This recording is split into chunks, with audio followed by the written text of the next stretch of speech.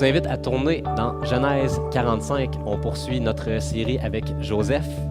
Il nous reste 5 chapitres environ avant la conclusion de toute cette série-là. La semaine passée, on a vu que Joseph teste à nouveau la repentance de ses frères. Il demande à un serviteur de placer sa coupe dans le sac de son plus jeune pour, une fois de plus, tester. Puis depuis le début jusqu'à là, il y a vraiment un changement, puis on voit vraiment la repentance s'installer de plus en plus dans le cœur de ses frères, au point où Judas, un de ses frères, offre sa vie en esclavage au lieu de Benjamin. On voit qu'il y a beaucoup de considération pour leur père Jacob, puis c'est vraiment beau de voir ce changement-là qui prend place tranquillement. Puis aujourd'hui, on est dans un point tournant. Plusieurs choses vont être mises en lumière. Il y a beaucoup de réjouissance et d'admiration de voir comment que tout ce temps-là, Dieu était à l'œuvre. Prions. Père éternel, c'est tellement de grâce, c'est tellement beau de voir comment tu es actif dans nos vies, comment que parfois même dans les moments de ténèbres, même dans les moments de noirceur, ben, tu es présent, même si nous on ne voit pas ton plan, même si nous on voit pas... on ne croit pas voir ce que tu fais autour de nous, ben, tu agis puissamment. Puis, une fois de plus, on le voit ce matin avec la vie de Joseph, avec comment il se révèle à ses frères.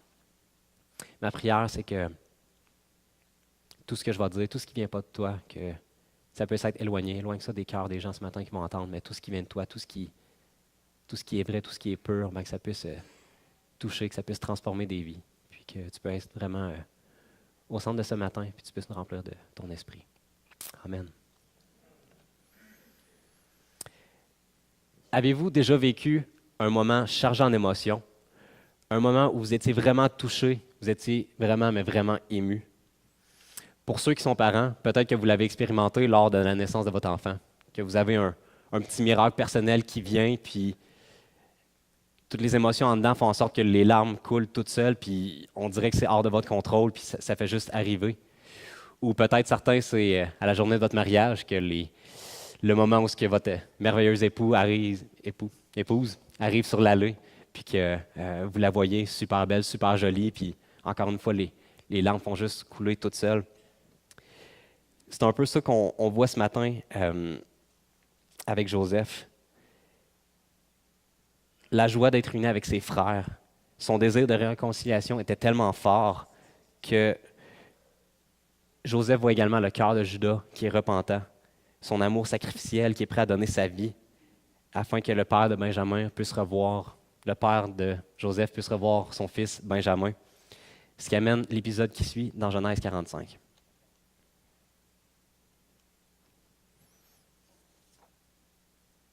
Joseph ne pouvait plus se contenir devant tous ceux qui l'entouraient. Il s'écria « Faites sortir tout le monde !» Il ne resta plus personne avec Joseph quand il se fit connaître à ses frères. Il éleva la voix en pleurant. Les Égyptiens l'entendirent et la maison de Pharaon l'entendit. Joseph dit à ses frères « Je suis Joseph. Mon père vit-il encore ?» Mais ses frères ne purent lui répondre car ils étaient troublés en sa présence. Joseph dit à ses frères « Approchez-vous de moi. » Et ils s'approchèrent. Il dit « Je suis Joseph, votre frère, que vous avez vendu pour être mené en Égypte.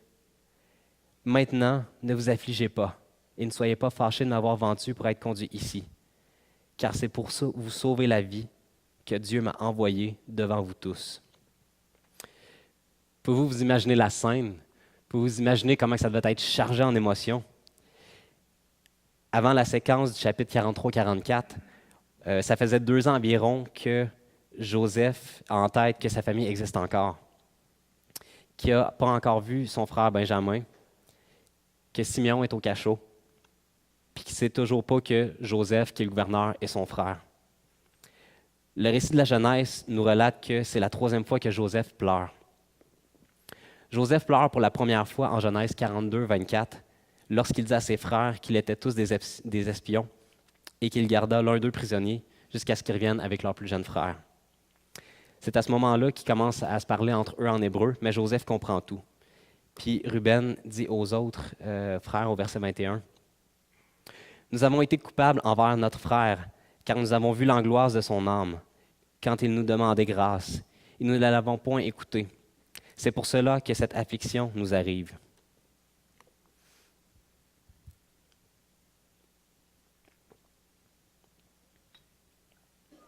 Ruben leur dit d'autres choses, et Joseph les entend parler de ce terrible moment où ses frères les ont vendus, puis pour être conduits en Égypte. Ce moment où ils l'ont cyniquement jeté dans la citerne. Ils entendaient comme cela était pesant sur leur conscience. Puis en vivant ces moments-là, voyant le cœur de leur frère qui n'était pas insensible à ce qu'il avait fait, la lumière de repentance qui commençait à germer dans leur cœur, c'est vraiment venu toucher Joseph, puis les larmes ont commencé à couler. Puis il a dû quitter dans une autre pièce pour se contrôler. La deuxième occasion, c'était dans Genèse 43-30, quand ses frères se sont retournés une deuxième fois pour de la nourriture. Mais cette fois-là, leur plus jeune frère, Benjamin, était avec eux. Quand Joseph a vu son frère, les Écritures nous disent que ses entrailles étaient émues. Puis Raham veut vraiment signifier un amour fraternel profond pour son frère. Puis encore là, il avait besoin de pleurer. Il entra précipitamment dans une chambre, puis il déversa son cœur. À un point tel que Joseph a dû se laver le visage pour pas que ça paraisse quand il est revenu avec sa famille. À ce point, ce n'était pas encore le temps que ses frères voient ses larmes, qu'ils comprennent pourquoi que ces événements-là arrivaient. Mais cette fois-ci, aujourd'hui, Joseph fait connaître à ses frères qui est, mais pas juste avec ses paroles, mais il a vraiment laissé voir ce qu'il ressentait profondément à ses frères. Il pleurait tellement fort que toute la maison de Pharaon l'entendit. Puis le catéchisme, c'est un peu les doctrines de base, comme qu'est-ce que le péché, qui est Dieu et qu'est-ce que l'idolâtrie. Deldenberg nous dit ceci. Nous vivons dans la vallée des larmes. Ce pourquoi vous pleurez dans la vie reflète vos préoccupations. Malgré ce que ses frères ont fait à son égard, tout le mépris, la tentative de meurtre, la vente en esclavage, après tout ce qu'il a subi, être accusé à tort, jeté en prison, Joseph aime profondément ses frères, aime profondément sa famille, puis il n'a pas peur de le démontrer avec ses larmes. C'est correct de pleurer, puis on voit même Jésus, quand que la mort de Lazare est arrivée, on voit que Jésus a pleuré, puis c'est vraiment correct de pleurer, puis je vais parler plus personnellement, quand que, j'ai été invité à la soirée de prière à Saint-Georges, il y a peut-être 3 semaines, puis les gens me demandaient mon témoignage et tout. Puis à la fin, ils ont prié pour moi. Puis durant la prière, j'avais le goût de pleurer aussi, mais je me suis retenu par peur d'être trop vulnérable, par peur justement de montrer cette partie-là de moi. Puis je réalise que j'aurais pas dû parce que, comme qu'on le voit, ce qu'on pleure, ce pourquoi qu'on pleure dans la vie reflète nos préoccupations. Puis de voir cette attention-là envers moi, de voir quand les gens prennent soin les uns les autres, pour moi, ça me touche vraiment. Puis c'est ça, parfois c'est correct de pleurer.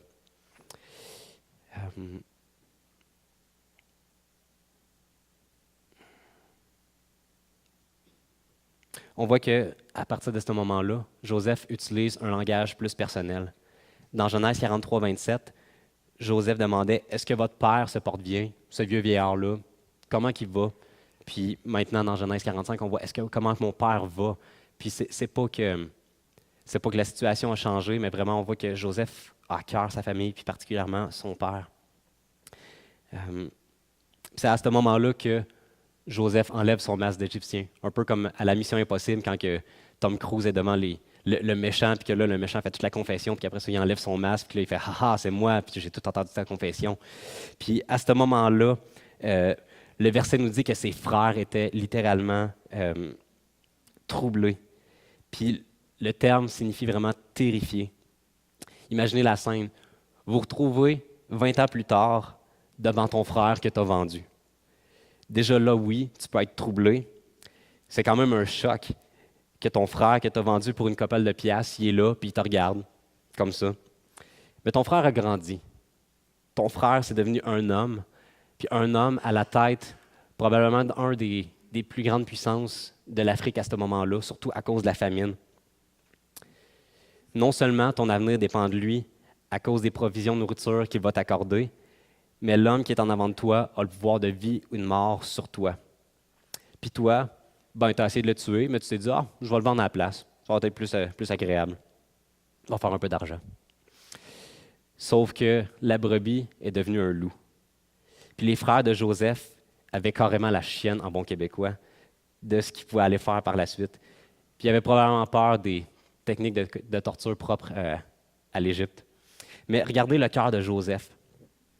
Malgré qu'à nos yeux, Joseph avait toutes les raisons du monde pour les rejeter, malgré son autorité et son pouvoir de faire ce qu'il voulait avec eux, Joseph a choisi de ne pas abuser de cette autorité-là, de ce pouvoir-là. Ça vous fait-tu penser à quelqu'un? Jésus, qui avait tout pouvoir, toute autorité, n'a pas abusé de nous, ne nous a pas regardés comme ça, mais il a pris soin de nous. Puis, on voit vraiment l'humilité de ses frères à Joseph. On voit la tendresse qu'ils ont eue envers Benjamin. On voit qu'il choisit de se révéler à eux puis de se mettre à leur niveau. Joseph aurait pu jamais leur révéler leur identité. Il aurait pu les renvoyer avec de la nourriture, puis juste se dire en lui-même, moi, j'ai plus rien à faire avec cette famille de fous-là. Voici la nourriture, voici ce que vous m'avez demandé, donnez-moi votre argent, puis allez-vous-en. Mais ce n'est pas ce que Joseph fait. Il les invite à se rapprocher de eux avec assurance. Il leur dit, c'est moi, Joseph, votre frère, que vous avez vendu pour venir en Égypte. Pouvez-vous imaginer la leçon d'humilité pour ses frères? Joseph leur dit, je suis votre frère. Ça n'a pas changé. On est encore de la famille. Certains pourront penser que Joseph leur rappelle qu'il les a vendus en Égypte pour qu'ils se sentent coupables, mais je ne crois pas que c'est ce que Joseph voulait dire. Je crois que vraiment, ce que Joseph voulait qu'ils réalisent, qu'ils prennent conscience, c'est que Joseph n'avait pas oublié. Il ne voulait pas qu'ils sachent qu'il s'était cogné la tête dans la citerne puis qu'il avait tout oublié l'événement entre la vente puis jusqu'à présent, mais qu'il se souvient que c'est une famille, puis que Joseph, d'une certaine façon, leur dit tout ce qui s'est passé, malgré tout ça, ben, je vous pardonne. Votre cœur repentant me pousse et me touche au point que je veux me réconcilier avec vous. On n'a pas besoin d'oublier pour pardonner. Aimer, c'est un choix. Pardonner, c'est également un choix. Dieu nous demande juste de le faire, puis il nous promet que le Saint-Esprit va nous accompagner, même si ce n'est pas difficile, même si ce n'est pas facile. Dieu nous demande juste de le faire. La réconciliation, c'est le rétablissement d'une relation impromptue ou brisée. C'est l'échange de l'hostilité pour une relation d'amitié. Puis Joseph prend les devants pour établir cette relation-là. Comme on l'a vu avec Michael la semaine passée, c'est un 180 degrés, c'est un changement d'attitude carrément. Dieu a permis que les frères de Joseph se rendent en Égypte, mais avec un 180 degrés de cœur, pas juste dans la même direction qu'ils avaient pris au début quand ils l'ont vendu. Puis tout ça, c'était pour leur donner l'opportunité de se réconcilier. Il y a certaines occasions où la réconciliation n'est pas possible, puis je n'entrerai pas dans les détails de ça. Si vous voulez revoir les exceptions, vous pouvez aller réécouter Genèse 43 qu'on a vu avec Matthieu il y a deux semaines. Au verset 5, Joseph n'aurait pas dit de ne pas s'affliger et ne pas d'être fâché de l'avoir vendu si ses frères n'avaient pas été repentants. Maintenant qu'ils sont, Joseph leur dit, écoutez, je sais que c'est difficile pour vous, je sais que vous regrettez, mais ce qui a été fait est fait. Maintenant, regardez plus au passé, mais regardez comment Dieu est souverain dans l'histoire. Puis Dieu voit plus loin. Puis il leur explique ça au verset 6 à 8. Voilà 2 ans que la famine est dans le pays, et pendant 5 années encore, il n'y aura ni labour, ni moisson. Dieu m'a envoyé devant vous pour vous faire subsister dans le pays et pour vous faire vivre par une grande délivrance. Ce n'est donc pas vous qui m'avez envoyé, mais c'est Dieu. Il m'a établi père de Pharaon, maître de toute sa maison et gouverneur de tout le pays d'Égypte.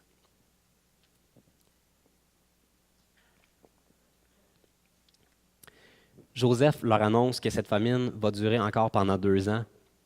Cette famine qui dure depuis 2 ans va durer encore 5 ans. Dieu a donné un rêve prémonitoire à Pharaon qui allait prédire le futur. Dieu, par diverses circonstances, a permis que Pharaon fasse appel à Joseph et qu'il interprète ce rêve. Dieu a permis que Joseph soit avisé afin qu'il y ait afin qu'il y ait un reste du peuple de Dieu. Dieu l'a envoyé au-devant afin de préparer le terrain et de leur épargner les ravages de la famine. Vous savez, le péché fait des ravages depuis la chute dans Genèse 3. Puis depuis ce moment, le péché est venu créer une séparation entre nous et Dieu. Cette séparation assèche nos âmes, ça nous rend secs, ça nous rend vides, ça nous rend faibles. Puis pour survivre, il fallait que Dieu envoie pour nous quelqu'un qui allait rétablir cette relation perdue. Il nous fallait un sauveur qui allait payer pour notre désobéissance constante. Ce sauveur, c'est Jésus qui allait mourir sur la croix afin qu'on soit réconcilié avec lui. Si Dieu n'était pas intervenu avec Jésus, on ne serait pas rassemblés ici aujourd'hui. On a tous besoin d'un sauveur qui accueille notre repentance des bras ouverts, sans colère, sans nous faire sentir cheap, mais en nous rassurant. En désirant qu'on s'approche de lui. Jésus est comme ça, c'est comme ça qu'il est. C'est le genre de sauveur que je vais avoir dans ma vie, puis j'espère que c'est le genre de sauveur que vous voulez avoir dans la vôtre aussi. Dieu est souverainement intervenu dans la vie de Joseph pour délivrer Israël de la famine. Dieu nous dit dans Hébreux 13:5 qu'il ne te laissera point et qu'il ne t'abandonnera pas. Qu'il ne t'abandonnera point. C'est peut-être pas la manière qu'on aurait choisie, c'est peut-être pas le moment qu'on aurait choisi, c'est peut-être pas les circonstances qu'on aurait choisies, mais Dieu prend soin de nous. Puis il le fait même parfois sans qu'on lui demande. Avez-vous remarqué qu'à aucune reprise, Moïse, qui est l'auteur de la Genèse, il spécifie qu'Israël a imploré Dieu ou cherché conseil auprès de Dieu à cause de la famine? Pourtant, Dieu a envoyé Joseph au-devant pour apporter une grande délivrance à son peuple. Dieu m'a envoyé devant vous tous pour faire subsister dans le pays et pour vous faire vivre une grande délivrance.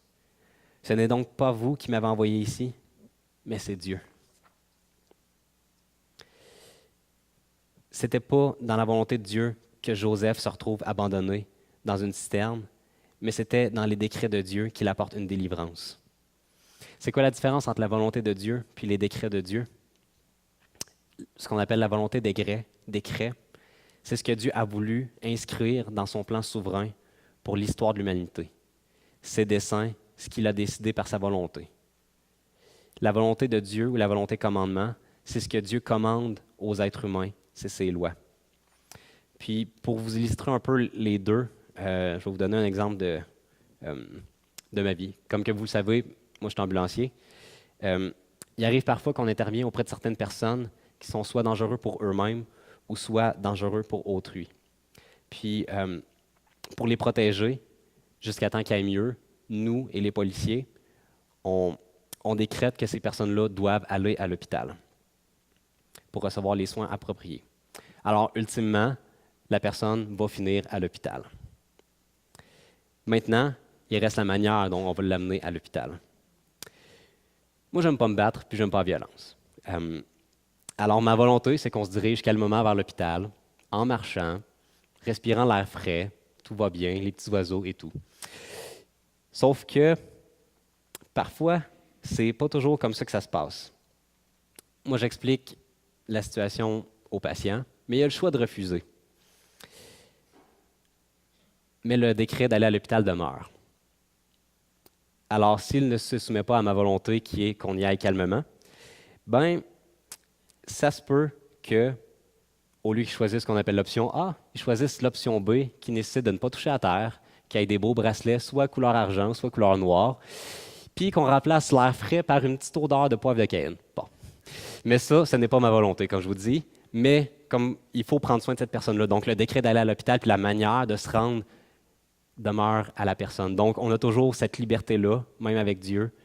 Mais si Dieu, ultimement, dit « Je vais créer une grande délivrance à ton peuple », la délivrance va arriver. Que ce soit que Joseph ait été vendu en esclavage, que ce soit dans la douceur, puis que Joseph ait juste été en Égypte, puis que Pharaon l'ait reconnu, ça va arriver.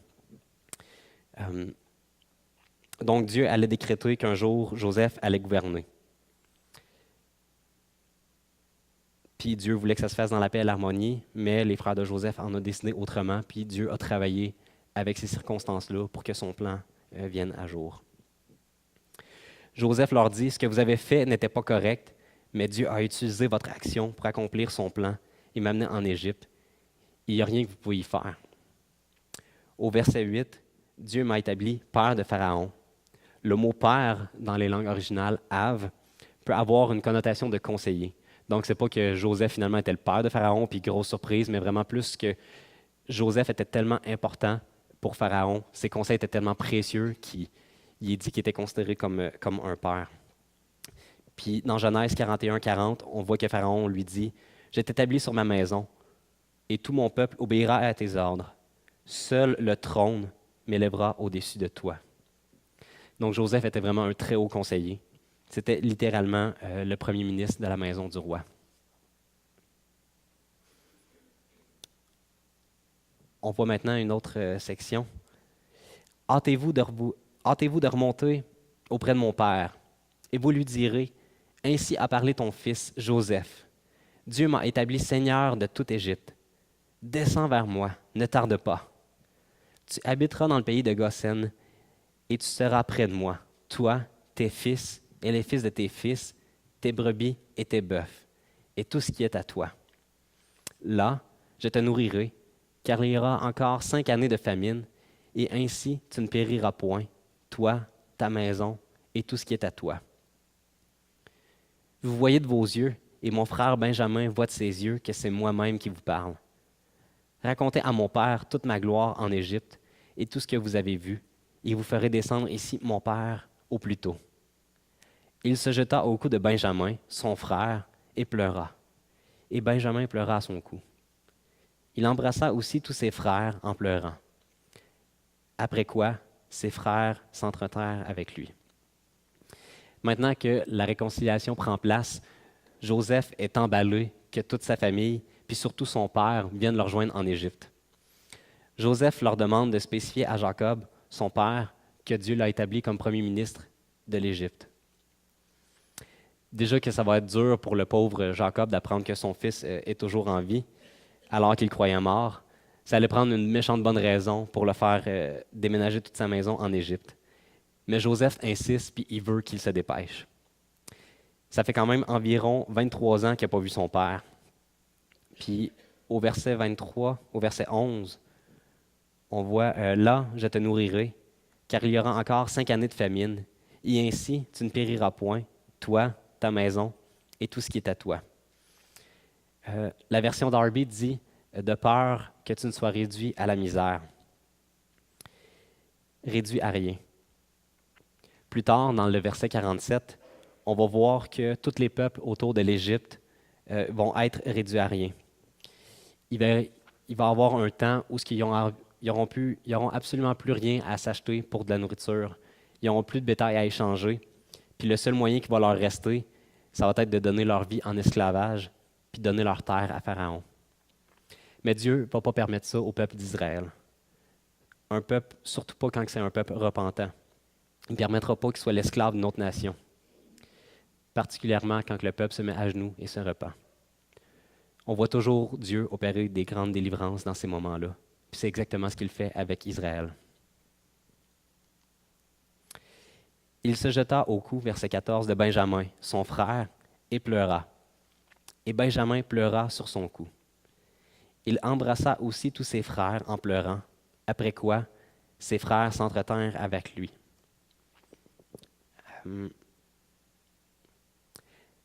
À ce point-ci,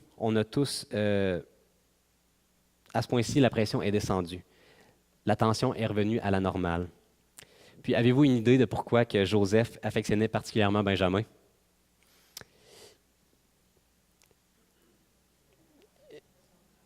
Exact.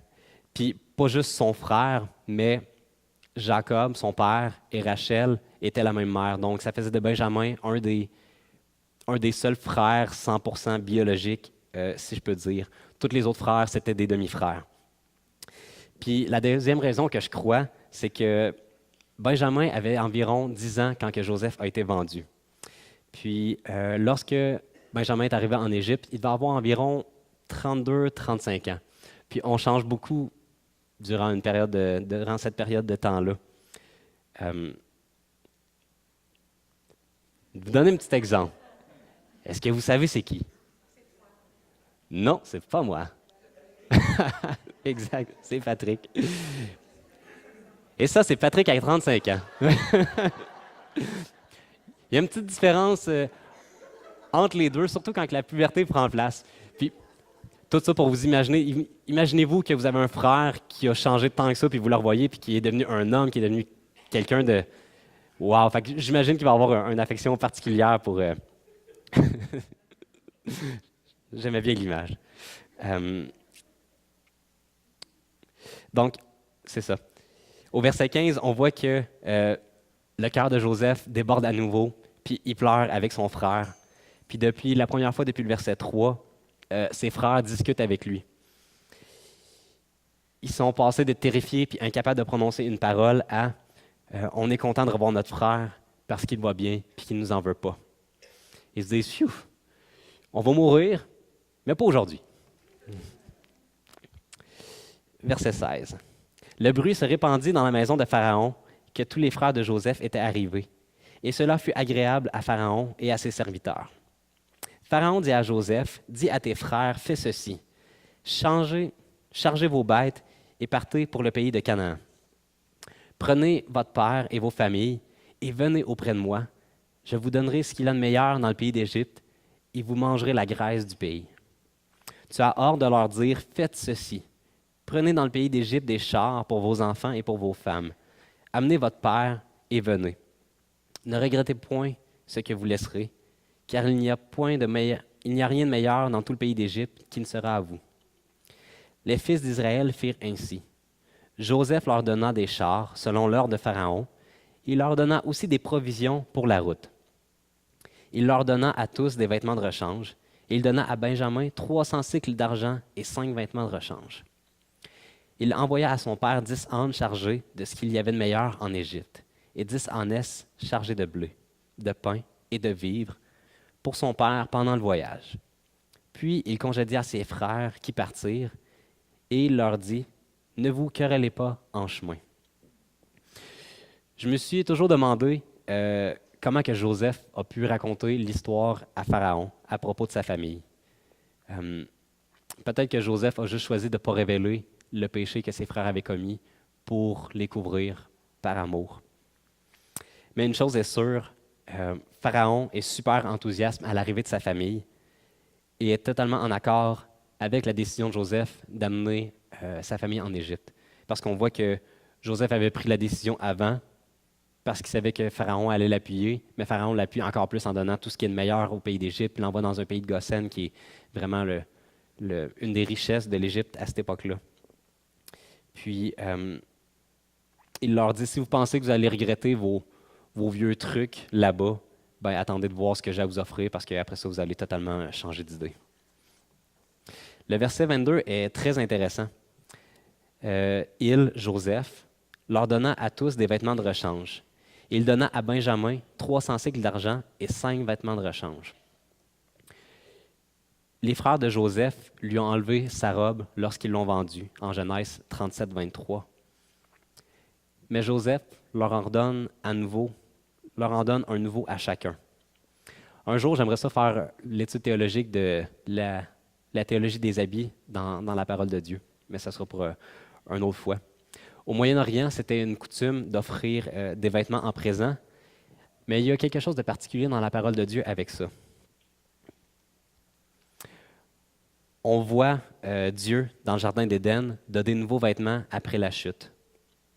On voit également Samson se battre les Philistins pour obtenir leurs habits, puis les offrir à l'autre peuple. On voit le Père donner la plus belle des robes au Fils prodigue dans Luc 15. On voit que Paul nous enseigne dans Éphésiens à revêtir l'homme nouveau. Puis, on voit également les croyants dans l'Apocalypse qu'ils vont recevoir un nouveau vêtement de la part de Dieu. Alors que les frères de Joseph lui avaient volé son héritage, les habits de plusieurs couleurs à ce moment-là, ça équivalait à dire que c'est lui qui allait recevoir un héritage, un statut particulier auprès de son père. Joseph leur redonne un héritage. en leur donnant de la nourriture et en les sauvant de la famine, en leur donnant un habit qui faisait juste symboliser cette réalité-là. On ne voudrait pas d'un sauveur qui nous a volés, mais qui nous donne quand même un héritage. Qui ne voudrait pas d'un sauveur qu'on a volé, mais qui veut quand même nous redonner un héritage? Qui ne voudrait pas de Jésus-Christ? Donner des habits à ses frères démontrait le pardon complet de Joseph et sa réconciliation. Joseph a choisi d'aimer et de faire du bien à ses frères, malgré le fait qu'il ne le méritait pas. Au verset 24, on voit que puis il les congédia, ses frères qui partirent, et il leur dit, ne vous querellez pas en chemin. Joseph connaît ses frères. Il pense aux accusations qui pourraient s'adresser les uns les autres mutuellement en se rappelant comment ça s'est passé auparavant. Puis souvent, on a besoin de se rappeler les vérités de l'Évangile parce qu'on est oublieux. On est beaucoup plus enclin à croire les mensonges de Satan que les vérités de l'Évangile. Puis au verset 5, Joseph leur déclare que c'est Dieu qui les a envoyés en Égypte. Puis quelques chapitres plus loin, au chapitre 50, on voit que Joseph doit leur dire à nouveau, parce que ses frères doutent encore de son pardon, doutent encore de la bonté de Dieu. Puis Joseph doit leur expliquer encore le plan souverain de Dieu. Ses frères doutent et ont de la difficulté à accepter le travail de Dieu.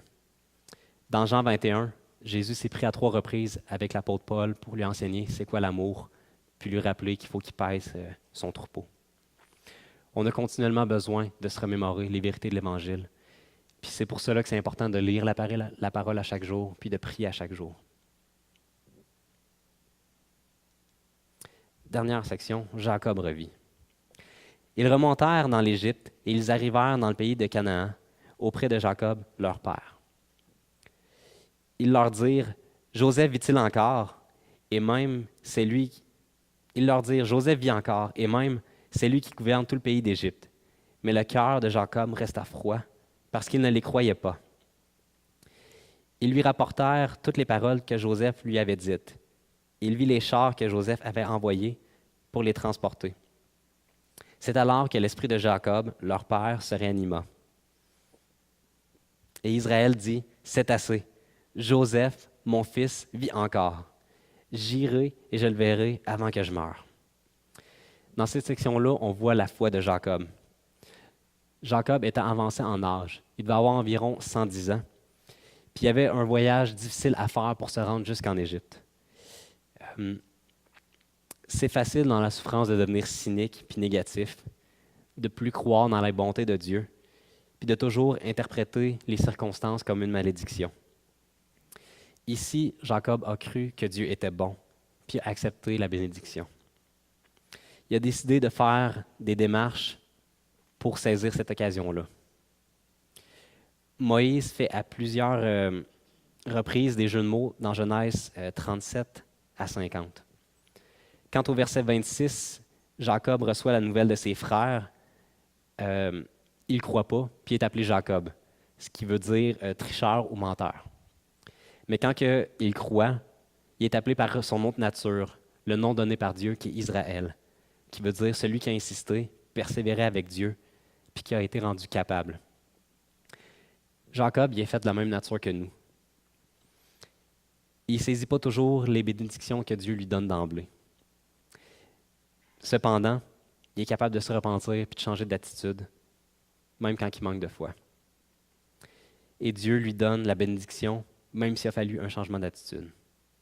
Puis nous aussi, on manque de foi, puis on a souvent une mauvaise attitude, mais Dieu nous bénit quand même. Nous aussi, on est comme l'Israël de Dieu. On a la possibilité de changer d'attitude, puis de nous appuyer sur Dieu, puis de recevoir sa bénédiction. En conclusion, parfois, on a tendance à faire l'équation suivante.